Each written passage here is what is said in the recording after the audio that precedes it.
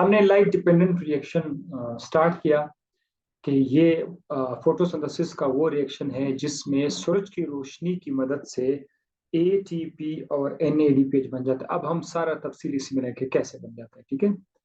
इस टॉपिक को समझने के लिए जो जो मटेरियल, जो चीजें यहाँ पे यूज होती है उनका नाम याद रखना होगा, तब आसानी होगी, ठीक है। तो कोशिश करें, इधर थोड़ा सा आपका हाफिजा अच्छा होना चाहिए। Photosynthetic pigments are organised in the clusters. आपने फोटोसिंथेटिक का नाम तो सुना है ना, तो कहते हैं कि वो इस तरह से क्लस्टर्स में ऑर्गेनाइज्ड है।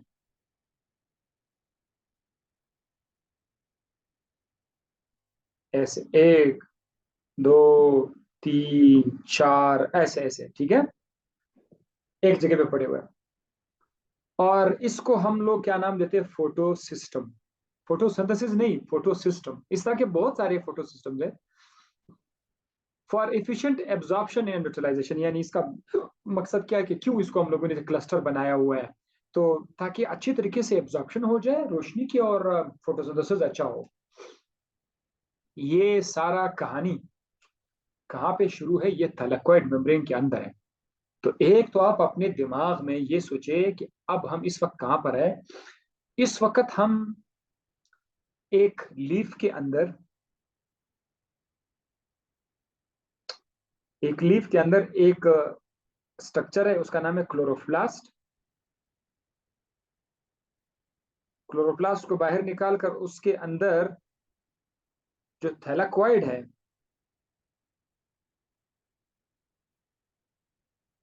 हम बिल्कुल इस थैलाक्वाइड के ऊपर बैठे हुए हैं, सब बैठे हुए हैं, ठीक है, मैं और आप। थैलाक्वाइड में मैंने तो सुना है ना, मैं आपके। तो अब ये जो कुछ आप लोग देख रहे हो ना, ये सब कुछ वहां पर हो रहा है, ठीक है। थोड़ा बड़ा बड़ा करके लिखना पड़ता है। फोटो सिस्टम है, और ईच फोटो सिस्टम के अंदर आपको दो चीजें नजर आएंगी। आप लोग नोट कर लेंगे इसको। एक है एंटीना कॉम्प्लेक्स। सपोज मैं आपको यूं लिखता हूं कि भाई ये पहला हिस्सा है, यहां से लेकर यहां तक ये क्या है? ये एंटीना कॉम्प्लेक्स है। आप जैसे टीवी वगैरह का एंटीना खोल लेते हो ना, एंटीना से आप चैनल पकड़ते हैं ना, तो ये जो एंटीना है ये लाइट को गैदर कर लेता है। लाइट को गैदर कर, जाहिर है यहाँ पर सूरज की रोशनी पड़ेगी। अब जाहिर है यहाँ पर पिगमेंट्स पड़ेंगे। दूसरा क्या है? Reaction centre. अब ये जो इलाका है इसका नाम है रिएक्शन सेंटर। तो आप लोग याद रखिएगा कि पिगमेंट्स ग्रुप में है, और इस ग्रुप को बोलते हैं फोटो सिस्टम। फोटो सिस्टम के अंदर दो इलाके हैं, एक का नाम है एंटीना कॉम्प्लेक्स, दूसरे का नाम है रिएक्शन सेंटर। एंटीना कॉम्प्लेक्स क्या है, रिएक्शन सेंटर क्या है, इसको भी जरा देख लिया, मजा आएगा आप लोगों को, देखते जाइए। एंटीना कॉम्प्लेक्स के अंदर बहुत सारे क्लोरोफिल ए और क्लोरोफिल बी और केराटिनॉइड्स मौजूद है, ठीक है। सो यहां पर मैं लिखता हूं क्लोरोफिल ए, क्लोरोफिल बी और कैरोटीनाइड्स एंटीना कॉम्प्लेक्स में मौजूद हैं। Most of them channels channelling the energy to the reaction centre.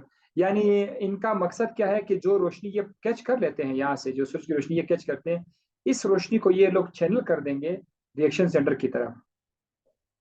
जो रोशनी इनके पास आई थी, ये बिलाखिर ये लोग उसको जाकर रिएक्शन सेंटर के हवाले कर देंगे।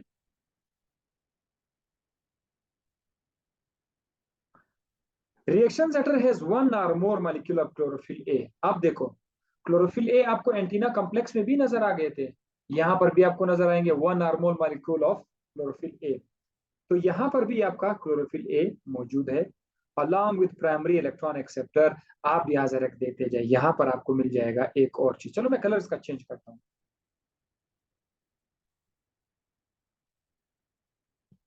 यहाँ पर आपको एक और चीज भी नजर आएगा क्लोरोफिल ए के साथ साथ, this is called primary electron acceptor. Acceptor electron acceptor मतलब इलेक्ट्रॉन को लेने वाला कोई चीज है, कोई कोई कोई केमिकल है जो पड़ा हुआ है, इलेक्ट्रॉन को क्या करेगा? एक्सेप्ट करेगा। ये है प्राइमरी इलेक्ट्रॉन एक्सेप्टर। और और क्या मौजूद है? Electron carriers. तो यहां पर मैं एक और चीज भी लिख रहा हूं, इलेक्ट्रॉन इलेक्ट्रॉन कैरियर्स। तो भाई तीन चीजें आपको नजर आई किसमें, रिएक्शन सेंटर के अंदर। पहला क्लोरोफिल ए, दूसरा प्राइमरी इलेक्ट्रॉन एक्सेप्टर, तीसरा इलेक्ट्रॉन कैरियर्स। अब ये एक फोटो सिस्टम को मैंने आप लोगों के लिए बिल्कुल सादा सीधा सादा बना के आपके सामने मैंने लिख दिया। जब आप ओरिजिनल इसको देखोगे ना तो थोड़ा चीजों को समझाने की खातिर, चीजों को आसान करने की खातिर मैंने क्या किया हुआ है, इसको बुक में इसको थोड़ा सा ऐसा किया हुआ है कि ये जो प्राइमरी इलेक्ट्रॉन एक्सेप्टर है उसको उस डायग्राम से बाहर लिखा हुआ है। तो लोग हैरान होंगे कि यार वो तो फोटो सिस्टम के अंदर था, बट यार आपको समझाने के लिए सब कुछ हो रहा है कि वो बाहर है। अच्छा आ जाओ जरा डायग्राम इधर आ जाओ, मैं आपको बताता हूँ। ये लीजिए, सब कुछ अंदर है, ठीक है।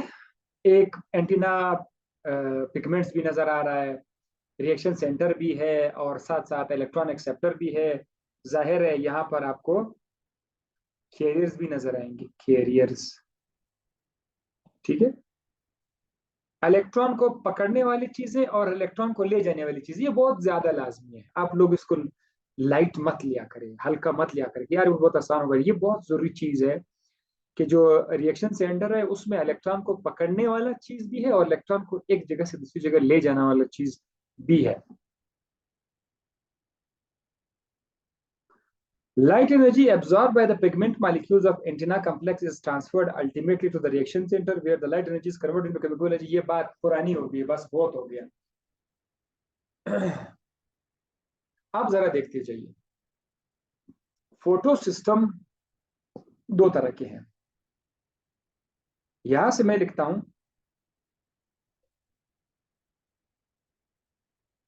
Photo system number 2, photo system 2, और यहां पर है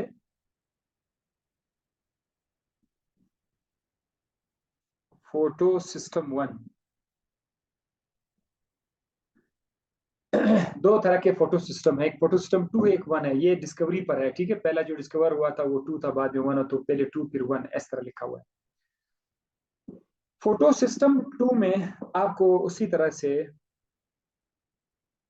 फोटोसिंथेटिक पिगमेंट्स नजर आएंगे।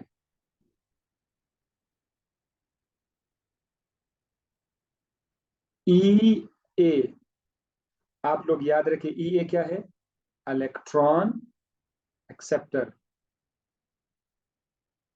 ई ए क्या है, इलेक्ट्रॉन एक्सेप्टर है। सो आपको मैंने बताया था कि एक फोटो सिस्टम के अंदर पिगमेंट्स होते हैं, इलेक्ट्रॉन एक्सेप्टर्स होते हैं और कैरियर्स भी होते हैं। तो आप लोग परेशान मत हो ना, यहाँ पर कैरियर्स भी है। मैं इसको जस्ट ई लिख लेता हूं ताकि आपको अंदाजा हो जाए कि ये इलेक्ट्रॉन्स कैरियर कोई प्रोटीन है, ठीक है। दीज आर समथिंग जो कि इलेक्ट्रॉन नहीं है लेकिन इलेक्ट्रॉन को कैरी करते हैं। सो अब मैं अगर इस पर मैं एक दायरा लगा दूं ना, तो ये आपका एक फोटो सिस्टम हो गया, ये मुकम्मल हो गया, ठीक है। यहाँ पर इसी तरह यहाँ पर भी एक फोटो सिस्टम है, उसके अंदर भी क्या है, फोटोसिंथेटिक पिगमेंट्स है जो आपने पढ़े थे। उसके अंदर भी इलेक्ट्रॉन एक्सेप्टर है, तो मैं उसको यहाँ पर बाहर लिख रहा हूँ, ठीक है। इलेक्ट्रॉन एक्सेप्टर है और कैरियर्स है। ये दो फोटो सिस्टम है, फोटो सिस्टम 1 एंड 2। ये आपको आपका हेल्प करेगा पूरा लाइटेशन को समझने में। इसके बगैर हम कुछ भी नहीं कर सकते, सारा फजूल है। इधर ही आपको मैं अभी समझा देता हूँ, ठीक है। आपको जरा देखते जाइए। There are two photo system, एक है फोटो सिस्टम 1, दूसरा है फोटो सिस्टम 2। फोटो सिस्टम 1 के पास क्लोरोफिल ए मॉलिक्यूल है जो कि सबसे ज्यादा रोशनी एब्जॉर्ब करता है, कौन सा, 700। इसीलिए फोटो सिस्टम 1 को हम लोग P700 भी लिख देते हैं। क्या लिख देते हैं, P700। इसका नाम क्या है, P700। क्यों, क्योंकि ये 700 नैनोमीटर वाला लाइट बेस्ट ऑब्जर्व करते हैं। वेरियस फोटो सिस्टम 2 क्या करता है, उसको हम लोग P680 लिखते हैं क्योंकि वो 680 नैनोमीटर वाला ये वाला जो है, इसको हम लोग P680 बोलते हैं। क्यों, क्योंकि ये उस रोशनी को ज्यादा एब्जॉर्ब करते हैं जिसकी वेवलेंथ 680 नैनोमीटर है। तो ये था दो सिस्टम। अच्छा, अब मैं दोबारा जरा जल्दी जल्दी से एक डायग्राम फिर से मैं ड्रॉ कर लेता हूँ ये हमारे पास क्या है, फोटो सिस्टम 2 P680, या P2 में ऐसे लिख देता हूं, ये आसान है, P2। और यहां पर क्या है, P1, फोटो सिस्टम 1। जरा देखता जा, सूरज की रोशनी यहां से आएगी,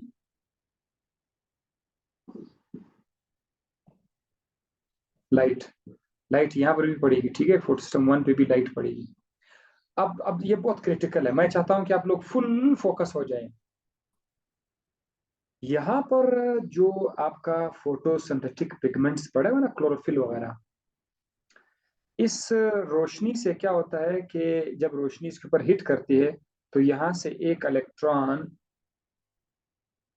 एक्साइट होके बाहर चला जाता है, यानी क्लोरोफिल को छोड़ के बाहर जाता है। तो यहाँ पर एक खाली जगह पैदा हो जाएगी, जो क्लोरोफिल है ना, यहाँ पर एक खाली जगह पैदा हो जाएगा। खाली जगह मतलब जिधर इलेक्ट्रॉन पहले मौजूद था उधर अब इलेक्ट्रॉन नहीं है, तो वो खाली जगह है, उसको क्या बोलते हैं, होल बोलते हैं, होल। ये होल इधर बन गया। अब हमने करना क्या है, हमने इस सुराख को वापस इलेक्ट्रॉन से भर देना है। तो आप लोग इसके लिए इंतजार करें। पहले मैं बताता हूं कि वो जो पहले निकल गया था, शोख हुआ था, वो कहाँ चला गया। वो आएगा यहाँ पर, प्राइमरी इलेक्ट्रॉन एक्सेप्टर, ई ए। मैं बार बार नहीं लिखता, ई ए क्या है, इलेक्ट्रॉन एक्सेप्टर है। तो ये जो इलेक्ट्रॉन है ये आखिरकार किसके पास आएगा, इलेक्ट्रॉन एक्सेप्टर के पास आ जाएगा। एक गेम तो यहाँ पर हो गया। अच्छा, अब P1 पर आ जाए। P1 के अंदर अगर आप चेक कर ले, देख लें, P1 के अंदर भी जब सूरज की रोशनी आएगी तो यहाँ से भी इलेक्ट्रॉन क्या करेगा, वो एक्साइट होके चला जाएगा। कहाँ पर चला जाएगा, इलेक्ट्रॉन एक्सेप्टर के पास चला जाएगा। तो यहाँ पर भी एक होल पैदा हो जाएगा। इस होल को भी हमने क्या करना है, फिल करना है। आगे नहीं, यहाँ पर बहुत आसान है। फोटो सिस्टम 2 पे रोशनी पड़ी, क्लोरोफिल ने एक इलेक्ट्रॉन उससे एक्साइटेड हुआ, जज्बाती होकर के उसने अपना जगह छोड़ा, उधर सुराख पैदा हुआ, होल, और इलेक्ट्रॉन जाकर इलेक्ट्रॉन एक्सेप्टर के पास चला गया। इसी तरह फोटो सिस्टम 1 में भी इसी तरह से एक होल बन गया। अब देखो, हमने दो काम करने हैं, एक तो इस सुराख को भरना है, होल को भरना है, और साथ साथ वो इलेक्ट्रॉन जो चला गया था उसकी तरफ, इलेक्ट्रॉन से उसको हम लोगों ने कैरियर के तरफ लेके जाना है। सो देखते जाइए, देखते जाइए। इस दौरान ये जो पानी है, आज आप देखोगे पानी का किरदार क्या है, वाटर। फोटोसिंथेसिस में पानी का किरदार, वाटर अपने आप को तोड़ देगा।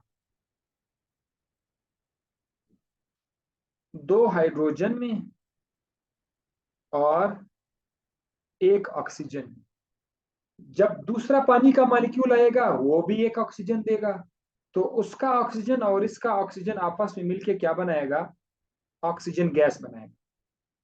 ये ऑक्सीजन गैस O2, ये तो चला जाएगा बाहर, जैसे हम मैं और आपने देखा है ऑक्सीजन गैस फोटोस, ये तो यहाँ से आ गया। ये जो हाइड्रोजन आइंस हैं, ये हाइड्रोजन आइंस में आपको फोटोसिंथेसिस के अंदर जब एटीपी बन जाता है, कीमियो ऑस्मोसिस, वहां पर इसकी तफसील में दूंगा। फिलहाल आपने इसको सिर्फ देखना है, याद हो जाए कि हाँ हाँ ये यहाँ पर पड़े हुए, ठीक है। इधर से हम पानी भी बनाते हैं वैसे, लेकिन जस्ट एक बुक में कुछ और लिखा होता है, दूसरी में कुछ और, वो कंफ्यूजन में खत्म कर दूंगा। आपने सिर्फ इतना याद रखना है कि पानी को क्या होगा, पानी को सूरज की रोशनी ने तोड़ दिया। इधर एक एंजाइम है, फोटोलाइसिस उसको बोलते हैं, इसको कहते हैं फोटोलाइसिस, सूरज की रोशनी में पानी की तोड़फोड़। अब इस दौरान इलेक्ट्रॉन्स भी आएंगे। पानी जब तो टूट जाता है ना, हाइड्रोजन के पास तो इलेक्ट्रॉन है, तो हाइड्रोजन तो प्लस साइन हो जाएगा। तो यहां से इलेक्ट्रॉन्स क्या करेंगे, ई, ये इस सुराख को फिल कर देगा। चलो, गुड शॉट। आखिरकार वो जो एक होल बना था, उस होल को किसने भर दिया, पानी के इलेक्ट्रॉन ने। पानी के पास जो इलेक्ट्रॉन है, उस इलेक्ट्रॉन ने उस होल को बंद कर दिया। चले, अब आगे मैं आपको ले जाता हूं।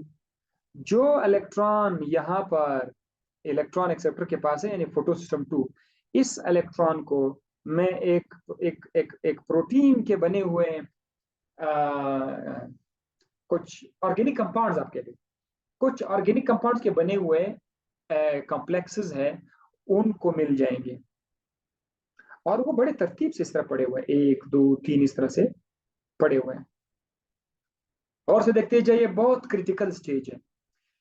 इलेक्ट्रॉन जब इलेक्ट्रॉन एक्सेप्टर से इनके पास आ जाते हैं, यहां से यहां, फिर यहां से जंप करता हुआ यहां आएंगे, तो इलेक्ट्रॉन की एनर्जी क्या हो जाती है? एनर्जी कम हो जाती है। मतलब जाहिर है, ये ऊपर वाला बहुत हाई एनर्जी था, ये वाला जगह हाई एनर्जी, इस जगह का लो एनर्जी, इसका भी लो एनर्जी।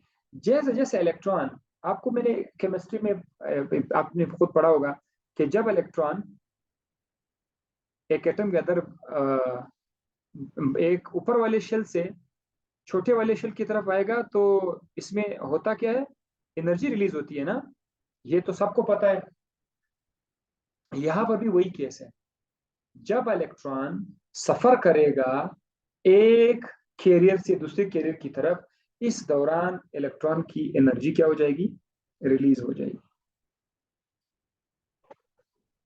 ये मैंने आपको इस जगह तक लाना था, और ये मेरी बड़ी ख्वाहिश है कि इस स्टेज तक स्टूडेंट आकर वो समझ जाए कि एनर्जी कैसे रिलीज होती है। दोबारा बताता हूं, जब इलेक्ट्रॉन इलेक्ट्रॉन एक्सेप्टर से जाके किसी एक कैरियर के पास जाएगा, वहां पर इलेक्ट्रॉन की एनर्जी कम है, फिर उस कैरियर से दूसरे कैरियर की तरफ जाएगा, तो उस दौरान उसकी एनर्जी क्या हो जाती है? रिलीज हो जाती है, क्योंकि इलेक्ट्रॉन हाई एनर्जी कॉम्प्लेक्स से लो एनर्जी कॉम्प्लेक्स पे आ रहा होता है। जैसे एटम के अंदर इलेक्ट्रॉन हाई एनर्जी शेल से लो एनर्जी शेल की तरफ आकर एनर्जी रिलीज करता है, तो बिल्कुल यहां पर भी वही बात है। इलेक्ट्रॉन जंप करता हुआ एक कैरियर से दूसरे कैरियर की तरफ आ रहा है, और आखिरकार इस एनर्जी से क्या बनता है? इस एनर्जी से ए टी पी बन जाता है। शॉर्टकट मैंने बता दिया अभी। इसमें एटीपी बनने में बहुत बड़ा ड्रामा है, बहुत बड़ा स्ट्रक्चर है, लेकिन मैंने आपको ऐसे ही चुप करके वो बता दिया कि एटीपी, लेकिन ये आपको समझाने के लिए आगे हम बताएंगे एटीपी कैसे बनता है। यहाँ एटीपी बन जाते हैं, जो एनर्जी रिलीज हो जाती है, यहाँ से आपका एटीपी बन जाता है। तो याद रखें, ये आखिरकार हमारे पास एटीपी आ गया। चले, इलेक्ट्रॉन तो देखिए, इलेक्ट्रॉन तो आ रहा है ऊपर से एक कैरियर से दूसरे कैरियर, तीसरे कैरियर, आखिरकार ये गिर जाएगा फोटो सिस्टम 1 के अंदर। आखिरकार ये क्या करेगा? ये आएगा फोटो सिस्टम 1 के अंदर। फाइनली यहाँ पे पहुंच के फोटो सिस्टम 1 के अंदर जो सुराख है, उसको पानी फिल नहीं करेगा। उसको ये जो थका हुआ बेचारा परेशान इलेक्ट्रॉन है जो आ रहा है, थकावट, ये जाकर इसको फिल कर देगा। तो यहाँ पर क्या आएगा? इस होल को ये फिल कर देगा। अब यहां तक आपने देखा एटीपी भी बन गई है, फोटो सिस्टम 2 का किरदार खत्म हो गया है, इलेक्ट्रॉन ट्रांसपोर्ट चेन खत्म हो गया है। अब इलेक्ट्रॉन फोटो सिस्टम 1 के अंदर है, हमने थोड़ा सा और आगे जाना है बस। ये जो फोटो सिस्टम 1 का इलेक्ट्रॉन था, उधर से मैं स्टार्ट करता हूं, मैं यहां से स्टार्ट कर लेता हूं। फोटो सिस्टम 1 पे भी तो सूरज की रोशनी पड़ी थी, वहां पर भी इलेक्ट्रॉन एक्सेप्टर है। अब यहां से जो इलेक्ट्रॉन एक्सेप्टर है, ये क्या करेगा? ये एन ए डी पी से N A D P H बनाएगा। शॉर्टकट बता रहा हूं, ज्यादा आपको तंग नहीं करा। यहां से फिर इलेक्ट्रॉन एक्सेप्टर क्या करेगा? N A D P H बनाएगा। वो जो इलेक्ट्रॉन है वो एनडीपीएच में इस्तेमाल हो जाएगा। यहां पर भी एक एंजाइम होगा। सो अब आप पूरा एज अ होल अगर आप देखिए, मैं अब रेड सर्कल उस पर लगा देता हूं, हमारे पास दो चीजें बन गई।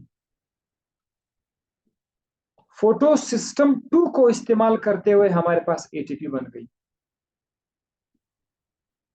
जबकि फोटो सिस्टम 1 को इस्तेमाल करते हुए हमारे पास एनएडीपीएच बन गया। ये सिलसिला जिधर से शुरू हुआ था ना, एनएडीपीएच पे खत्म हो गया, इसका कोई दूसरा स्टार्ट नहीं है। बस ये शुरू हुआ ऐसे, जरा देखते जाओ ऐसे, कोई जगह मुझे मिल जाए, कमान कमान कमान। ये देखो ऐसे, photo system 2, photo system 1, electron you गया, P1 के पास आया, फिर यहाँ एक्सेप्टर के पास गया, उससे NADPH बना। क्या आसान जबरदस्त तरीका है कि NADPH बना। बस ये था पूरा का पूरा स्तर, P2 P1। ये जो तरीका है जिसमें P2 और P1 दोनों इस्तेमाल होते हैं, this is called non cyclic photo phosphorylation. मुबारक हो, आपको आज एक बहुत बड़ा टॉपिक समझा दिया, photo phospho non cyclic photo phosphorylation. Non cyclic यानी ये साइकिल नहीं होता, यानी जो जैसे यहाँ से शुरू हुआ 2 से स्टार्ट होकर के 1 पर आया और जाकर बस उधर खत्म हो गया, इसने वापस नहीं आना इस तरफ, इसीलिए इसका नाम क्या रखा गया, नॉन साइक्लिक। अब देखते जाओ, अब देखते जाओ, अब देखते जाओ।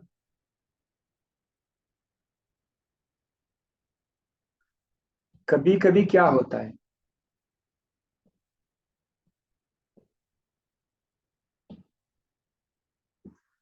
सम टाइम सेल के अंदर NADPH बहुत ज्यादा हो जाते हैं।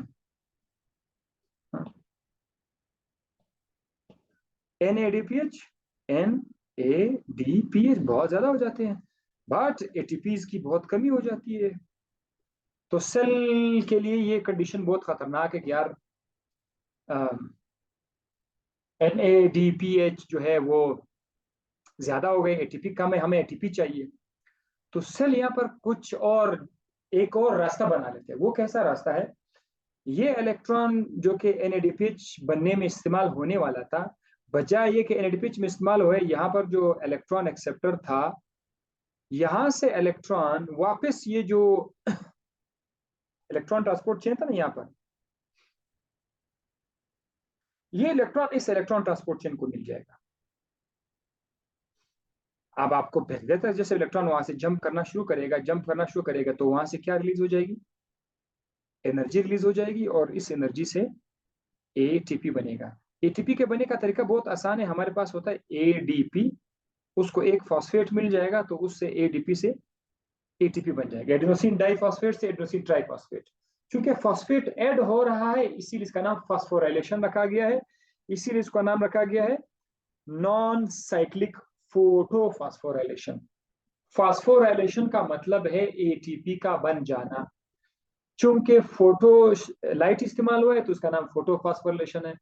अब ये जो नया तरीका आज आपने देख लिया, जिसमें सिर्फ और सिर्फ फोटो सिस्टम 1 इस्तेमाल हो रहा है, जिसमें इलेक्ट्रॉन फोटो सिस्टम 1 का इलेक्ट्रॉन एक्सेप्टर से इलेक्ट्रॉन ट्रांसपोर्ट चेन पर आकर फिर से फोटो सिस्टम 1, फिर फोटो सिस्टम 1 से इलेक्ट्रॉन ट्रांसपोर्ट चेन, फिर से इलेक्ट्रॉन कैरियर्स, ये जो रास्ता आपको नजर आ रहा है, ये बिल्कुल साइक्लिक है। मैं बार बार आपके लिए लिख रहा हूं, ठीक है, बेशक डायग्राम खराब हो जाए, लेकिन आपको एक आइडिया क्लियर हो रहा है कि यहाँ पर इलेक्ट्रॉन एक साइकिल में मूव कर रहा है। ये कब, जब ATP की बहुत कमी हो जाती है, ATP के डिमांड को पूरा करने के लिए साइक्लिक बन जाता है। So this is called cyclic cyclic photo phosphorylation, cyclic photo, बस। लाइट डिपेंडेंट रिएक्शन में आपने दो देखा, cyclic phosphorylation and non cyclic photophosphorylation. अच्छा, अब मैं आपको थोड़ा सा डायग्राम की तरफ, एक तो मैंने अपने हाथों से डायग्राम आपको बता दिया था, अब आपको मैं जो कुछ आपने सुना, जो कुछ आपने देखा, वो अब मैं आपको यहाँ पे दोबारा भी बता सकता हूँ, ठीक है, फ्रेश हो जाओगे आप लोग। आपके सामने डायग्राम पर यहाँ पर क्या मौजूद है, फोटो सिस्टम 2, इस पर क्या पड़ेगी, एनर्जी। ये एनर्जी क्या कर रहा है, ये निशान, तीर का निशान आपको नजर आ रहा है, इलेक्ट्रॉन कहां पर गया, प्राइमरी इलेक्ट्रॉनिक सेट पर। ये जो PQ है ना, PQ, अब आप लोग मुलायजा कीजिए, मैं इसको पहले बोलता था इलेक्ट्रॉन कैरियर्स, तो अब इसका नाम है प्लास्टोक्विनोन। प्लास्टोक्विनोन, ये इसकी तफसील यहाँ पर मौजूद है।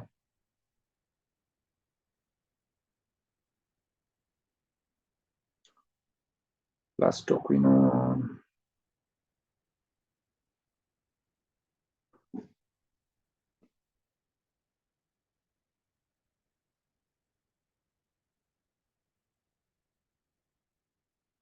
चलो वो नीचे लिखा हुआ है, नीचे लिखा हुआ है, आ जाएगा, ठीक है, हाँ ये यहाँ पड़ा है। Each photo excited electron passes from the primary electron acceptor of photosystem 2 से जाके कहाँ पे जाएंगे, system 1 via an electron transport chain। तो यहाँ पर जो आपको नजर आ रहा है ना, ये वाला जो PQPC नजर आ रहा है, इसको क्या कहते हैं? इसको कहते हैं इलेक्ट्रॉन ट्रांसपोर्ट चेन। इस चेन के अंदर क्या है? इलेक्ट्रॉन कैरियर्स होते हैं, जिसका नाम है plastoquinone PQ, complex of 2 cytochromes. यानी ये जो PQ है, इसके अंदर 2 साइटोक्रोम है और एक कॉपर कंटेनिंग प्रोटीन है जिसका नाम है प्लास्टोसैनिन। तो प्लास्टोक्विनोन और प्लास्टोसैनिन में फर्क क्या है कि प्लास्टोसैनिन के अंदर कॉपर कंटेनिंग प्रोटीन है, कॉपर है इसके अंदर, प्लास्टोसैनिन के अंदर कॉपर मौजूद है। चले, ये भी आपको यहां पर बता दिया। सो प्राइमरी इलेक्ट्रॉन एक्सेप्टर से इलेक्ट्रॉन आया प्लास्टोक्विनोन की तरफ। प्लास्टोक्विनोन की एनर्जी क्या है? हाई एनर्जी है। प्लास्टोक्विनोन से जब इलेक्ट्रॉन जंप करता हुआ पीसी पर आ जाएगा, पीसी की एनर्जी लू है, इस दौरान क्या रिलीज हो जाएगी? एनर्जी, जो कि आपको यहाँ पर नजर आ रहा है, इसे एटीपी बन रहा है। बहरहाल वो थका हुआ इलेक्ट्रॉन आखिरकार फोटो सिस्टम 1 पर आकर उस सुराख को क्या कर देगा? फिल कर देगा। तो आप एक होल फोटो सिस्टम में पानी ने फिल कर दिया, फोटो सिस्टम के अंदर जो होल था उसको इलेक्ट्रॉन ने फिल कर दिया, खत्म। ठीक है, दोनों होल को इलेक्ट्रॉन ने ही फिल किया हुआ है। एक होल को पानी के इलेक्ट्रॉन ने फिल किया, दूसरे होल को थका हुआ इलेक्ट्रॉन जो आ रहा है उसने फिल किया, बात खत्म। अच्छा, फोटो सिस्टम 1 से इलेक्ट्रॉन जंप करके फिर से प्राइमरी इलेक्ट्रॉन एक्सेप्टर की तरफ जा रहा है। वहां से इलेक्ट्रॉन किसको मिल रहा है? FD को मिल रहे हैं। ठीक है, FD भी एक कैरियर है। ये जो FD है, यहां पर एक एंजाइम है NADP रिडक्टेज। ये FD क्या करेगा? इलेक्ट्रॉन को किसके हवाले कर देगा? NAD के हवाले कर देगा। अब NAD इतना शर्मीला है कि वो खुद नहीं ले सकता इलेक्ट्रॉन, तो उसकी मदद कौन करेगा? ये जो एंजाइम है NADP रिडक्टेज, ये NADP रिडक्टेज FD से फेरिडॉक्सिन, इस तरह समथिंग, इसका नाम मैं आपको कन्फर्म कर बता दूंगा, FD। इस FD से इलेक्ट्रॉन लेकर NADP को देकर NADPH बना देगा। सो ये हमारा टारगेट था, NADPH और ATP आपके पास आगे बन गया। तो ये जब तक ये वाला सिलसिला होगा, 2 से स्टार्ट करके 1 पे जाएगा, ये है नॉन साइक्लिक। और अगर अगर ऐसा हो कि प्राइमरी इलेक्ट्रॉन एक्सेप्टर अपना इलेक्ट्रॉन को बजाय FD के बोलता है सॉरी FD माजरत, FD को इलेक्ट्रॉन ना दे दे, बल्कि इलेक्ट्रॉन किसके हवाले कर दे, वो FD से लेकर साइटोक्रोम के हवाले कर दे, तब जाकर इसका नाम क्या हो जाएगा? Cyclic photophosphorylation. पीसी के पास आ जाएगा, फोटो सिस्टम 1 में जाएगा, फिर प्राइमरी, और इस तरह चलता हुआ आ जाएगा। ठीक है, so that was all about the light dependent reaction and light dependent reaction के अंदर जो भी स्टेप्स थे वो आपको मैंने समझा दिए। ये है फोटोलाइसिस का डेफिनेशन। जब पानी टूट जाता है, पानी जब टूट जाता है हाइड्रोजन में और ऑक्सीजन में, इसको होता है फोटोलाइसिस। और ये आपको मैंने एक्सप्लेन कर दिया। बाकी यहाँ पर जो कुछ भी लिखा हुआ है फोटोफॉस्फोरिलेशन, ये सारा एक्सप्लेन हो चुका है। नॉन साइक्लिक फोटोफॉस्फोरिलेशन भी एक्सप्लेन हो चुका है। ये केमिकल एनर्जी, ये सारा का सारा आप उसको वो करेंगे तो इंशाल्लाह आपको समझ आ जाएगा। The electron reaches the bottom of the electron transport chain and fills the electron। ये वही बातें हैं जो आप सारा तफसील से मैं आपको बता चुका हूँ। This hole is created when light energy वगैरह वगैरह ये सब चलता जाएगा, क्यों टाइम उसको लगा। The primary electron acceptor of photosystem 1 passes the photoaccepted electron to a second electron transport chain which transmits them to ferredoxin। अच्छा, फेरिडॉक्सिन FD का नाम जैसे मैंने कहा, फेरिडॉक्सिन FD। इसके अंदर क्या है? Iron containing protein. ये आप लोग नोट कर लीजिए प्लीज। प्लास्टोक्विनोन जो था उधर आपने देखा था, एक में कॉपर था, इसके अंदर क्या है? फेरिडॉक्सिन के अंदर आयरन है। और यहाँ पर NADP रिडक्टेज है। Transfer the electron from FD to NADP। This is redox reaction that stores the high energy। NADPH बन जाएगा, मॉलिक्यूल बनेगा। ये तो सारा का सारा हो चुका है किसमें? नॉन साइक्लिक में। ये साइक्लिक फॉस्फोराइलेशन का मैं सारा तफसील आपको बता चुका हूँ। ठीक है, तो अगर आप उसको रीड करना शुरू करेंगे, सारा वही होगा जो आपने सुना था। ठीक है, सारी की सारी वही बातें हैं। ये लिखा हुआ है कि क्यों साइक्लिक फॉस्फोराइलेशन है भाई, ATP कम हो जाती है, NADPH बहुत ज्यादा एक्यूमुलेट होता है, वगैरह वगैरह। तो ये सब के सब एक्सप्लेन हो चुका है, साइक्लिक फॉस्फोराइलेशन। अच्छा, बस यहाँ पर मैं स्टॉप हो जाता हूँ। एक बार जाते जाते मैं आपको थोड़ा सा शॉर्टकट बताता हूँ कि इसको आप जरा देखते जाइए। ये लो नॉन साइक्लिक से स्टार्ट करते हैं। P2 से इलेक्ट्रॉन जाएगा इलेक्ट्रॉन एक्सेप्टर की तरफ, फिर यहां से होके P1 के पास आएगा, P1 से इलेक्ट्रॉन फिर इलेक्ट्रॉन एक्सेप्टर की तरफ जाएगा, और यहां से ये FB के पास आके FD से फिर NADPH बन जाएगा। ये कौन सा फ्लो है? ये नॉन साइक्लिक है। साइक्लिक में क्या होगा? साइक्लिक में P2 यहां पे पड़ा हुआ है, P1 यहां पर है, इलेक्ट्रॉन P1 से जंप लगाएगा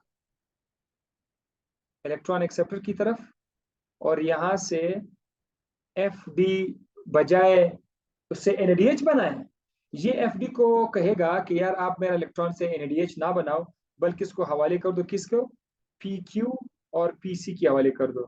तो जब ये इलेक्ट्रॉन इसके हवाले कर दिया जाएगा, यहाँ से क्या बनेगी? ATP बनेगी, और ये इलेक्ट्रॉन फिर से P1 की तरफ आएगा, फिर से इलेक्ट्रॉन P1 से इलेक्ट्रॉन एक्सेप्टर की तरफ, वहां से FD उसको प्लास्टोक्विनोन और PC के हवाले करके इलेक्ट्रॉन फिर P1 की तरफ आ जाएगा।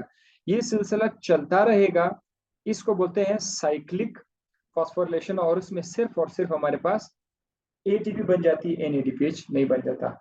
So thank you very much. ये आज का बहुत लंबा लेक्चर था, मेरा टारगेट था कि ये खत्म हो जाए, अल्हम्दुलिल्लाह ये मैंने आपको समझा दिया। कल मैं आपको इंशाल्लाह कीमियोस्मोसिस की तरफ ले आके समझा दूंगा। सो अब केमिस्ट्री स्टार्ट कर लेते हैं, केमिस्ट्री इंशाल्लाह very very soon chemistry start कर लेते हैं।